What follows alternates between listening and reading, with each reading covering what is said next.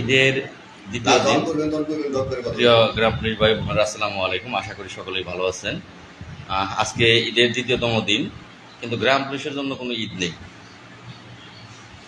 বেতন না থাকলেও ডিউটি আছে। আজকে ঈদের দ্বিতীয় দিন। গতকাল কেউ দেখেছেন ইউনিয়ন পরিষদে বসে লাইভ করেছি, গ্রাম পুলিশ ছিল, দেখেছেন। আজকে ঈদের দ্বিতীয় দিন, ইউনিয়ন পরিষদে বর্তমানে আছি। তো গ্রাম পুলিশের কিন্তু ডিউটি আছে। যাদের বেতন ধরে না সরকার, যাদের বেতন সরকার ধরে না, তাদের কিন্তু ডিউটির কিন্তু অভাব নেই। বেতন না থাকলেও ডিউটির অভাব নেই। যাদের বেতনই সরকার ধরে না, গ্রাম পুলিশ নাকি কাজ করে না। 24 ঘন্টা ডিউটি গ্রাম পুলিশের। গ্রাম পুলিশ কাজ করে না। থানা যেভাবে থানা পুলিশের ডিউটি হয়, যেভাবে অন্যান্য ডিফেন্সের, অন্যান্য প্রশাসনিক যারা দায়িত্ব পালন করে, পুলিশ, আর্মি, বিডিআর, নৌবাহিনী, সেনাবাহিনী, অন্যান্য বাহিনী যেভাবে দায়িত্ব পালন করে 24 ঘন্টা, তদ্রূপ গ্রাম পুলিশ বাহিনীর সদস্যরাও 24 ঘন্টা দায়িত্ব পালন করে। অথচ তাদের বেতন ধরা হয়েছে 6,500 টাকা। পৃথিবীর ইতিহাসে এমন ঘটনা পৃথিবীতে আর কোথাও নেই। তবে এর জন্য দায়ী আমরা গ্রাম পুলিশ সদস্যরা। আমরা পারি না, আমরা আদায় করে নিতে পারি না। 24 ঘন্টা আমাকে দিয়ে দায়িত্ব পালন করাবো, আমাকে বেতন দিবা না, তা হবে না, তা হবে না। দিতে হবে বেতন, বেতন দিবা না, এটা আসলে আমাদের, এর জন্য আমরা নিজেরা দায়ী। আমরা নিজেরাই দায়ী, সরকারকে দোষ দিয়ে লাভ নাই। আমরা বিশেষ করে মাননীয় প্রধানমন্ত্রী, দেশরত্ন জননেত্রী শেখ হাসিনা, তাকে তো দোষ দিতেই পারি না, কারণ তিনি এইসব ঘটনা জানে না। তিনি যদি জানতেন যে 24 ঘন্টা আমাদের ডিউটি, তাহলে বেতন 6,500 টাকা কোনো দিনও তিনি নির্ধারণ করবে না। অন্যান্য মানুষ পিয়ন, তিনি 8 ঘন্টা ডিউটি করে, তাইরে নাইরে করে। সে যদি সব দপ্তরের পিয়নই 8 ঘন্টা তাইরে নাইরে করে ডিউটি করে শুক্র শনি বন্ধ পাইয়ে সে বেতন 20,050 টাকা পাবে। আর 47,000 গ্রাম পুলিশ সদস্যরা 24 ঘন্টা ডিউটি করে বেতন 6,500 টাকা পাবে, তাও পাবে না। পাবে না এমন একটা যে ভাব শুরু হয়েছে।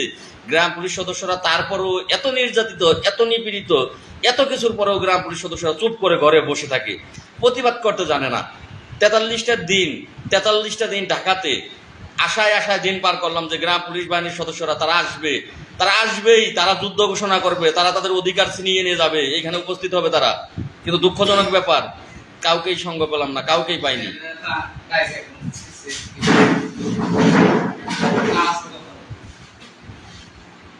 যাই হোক, মনে অনেক কষ্ট, অনেক দুঃখ। আবারও যুদ্ধ শুরু করবো, জানি না আপনারা সাথে থাকবেন কিনা, আপনাদের প্রয়োজন কিনা, আমার প্রয়োজন, আপনাদের প্রয়োজন কিনা আমি জানি না। আমি গ্রাম পুলিশের মুখের দিকে তাকাতে পারি না। এই মুহূর্তেও আমার ইউনিয়ন পরিষদে গ্রাম পুলিশ সদস্য দায়িত্বে আছে। আজকে ঈদের দ্বিতীয় দিন, আজকেও দায়িত্বে আছে। আমি তাদের কথা শুনবো, তাদের ঈদ কেমন কাটলো, তাদের বাড়ির অবস্থা কি, তাদের মনের অবস্থা কি, সব মিলিয়ে তাদের কিছু কথা আপনাদেরকে শোনাবো। যিনি, যাকে ক্যামেরায় এখন দেখতে পাচ্ছেন, তার নাম ইয়ার হোসেন। তো ইয়ার হোসেন ভাই আজকে তার 15 বছর তার চাকরির বয়স। আমার সমানেই তিনি চাকরি নিয়েছেন। আসলে মানুষগুলো খুবই অবহেলিত। একটা সময় খেতে পাশাপাশি, চাকরির পাশাপাশি খেতে কৃষিকাজ করতেন, কিন্তু বর্তমানে সেই কৃষিকাজটাও করতে পারে না। এই 24 ঘন্টাই দায়িত্ব পালন করতে হয়, কৃষিকাজটাও করতে পারে না, সেগুলো বন্ধ হয়ে গেছে। তো আমরা তার কিছু কথা তার কাছ থেকে আমরা শুনবো।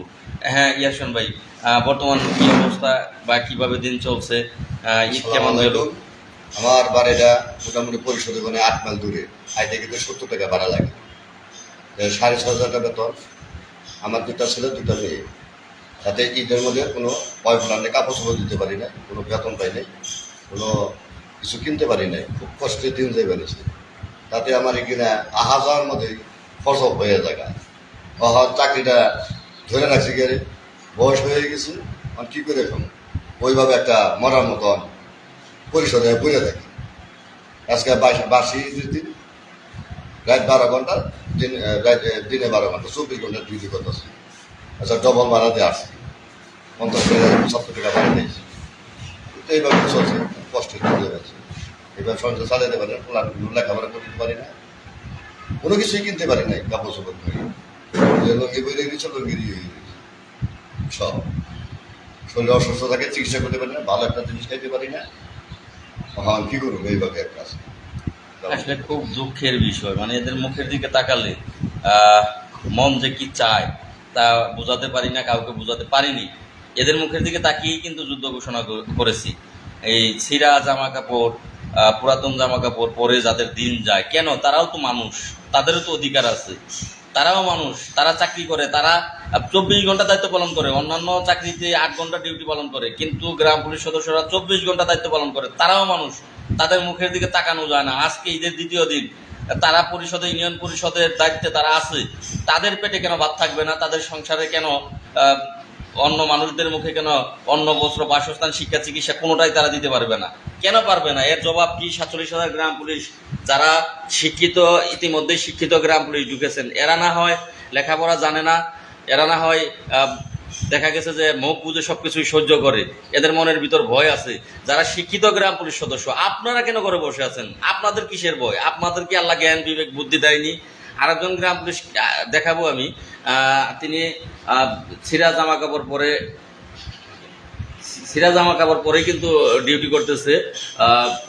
আসলে বলার কোনো কিছু, এদের মুখের দিকে তাকালে বলার কোনো ভাষা থাকে না। এই মুহূর্তে আমরা তার দিকে যাব।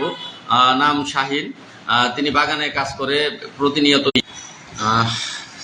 তাকে আপনারা নিশ্চয় দেখতে পাচ্ছেন, তিনি 24 ঘন্টাই তিনি ইউনিয়ন পরিষদে তাকে থাকতে হচ্ছে, আর রাত্রিকালীনও থাকে তিনি বাগানে। 24 ঘন্টায় তাকে দায়িত্ব পালন করতে হয়। আমরা তার মুখের কিছু কথা আর্তনাদ শুনবো আমরা।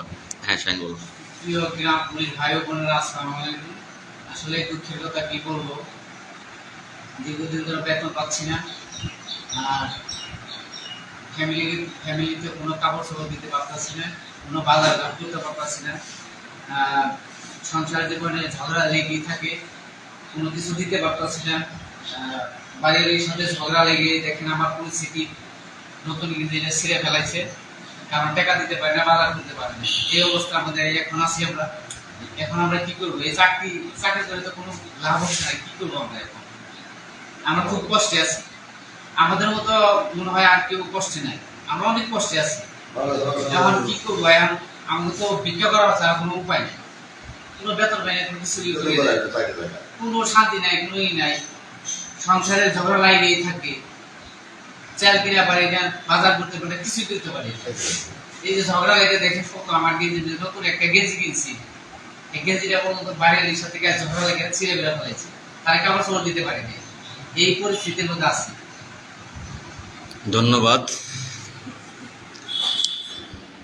শুনলেন গ্রাম পুলিশ সদস্যদের আর্তনাদ, আত্মজীবনী, আত্মকাহিনী। যদি আসলে যারা ইয়াং জেনারেশন ইতিমধ্যে গ্রাম পুলিশে চাকরি নিয়েছেন, শিক্ষিত জেনারেশন গ্রাম পুলিশে চাকরি নিয়েছেন, আপনাদের শরীরে যদি রক্ত থাকে, আপনারা যদি মনের ভিতরে যদি মনুষ্যত্ব থাকে, তাহলে অধিকার কখনো ঘরে বসে দেয় না, অধিকার আদায় করে দিতে হয়। আপনারা প্রস্তুতি নিন। আজকে ঈদের দ্বিতীয় দিন, হয়তো বা 2-1 দিন পরেই আবারও দুর্বার গতিতে দুর্বার আন্দোলন গড়ে তুলব, হয় জাতীয়করণ, না হয় মৃত্যুবরণ।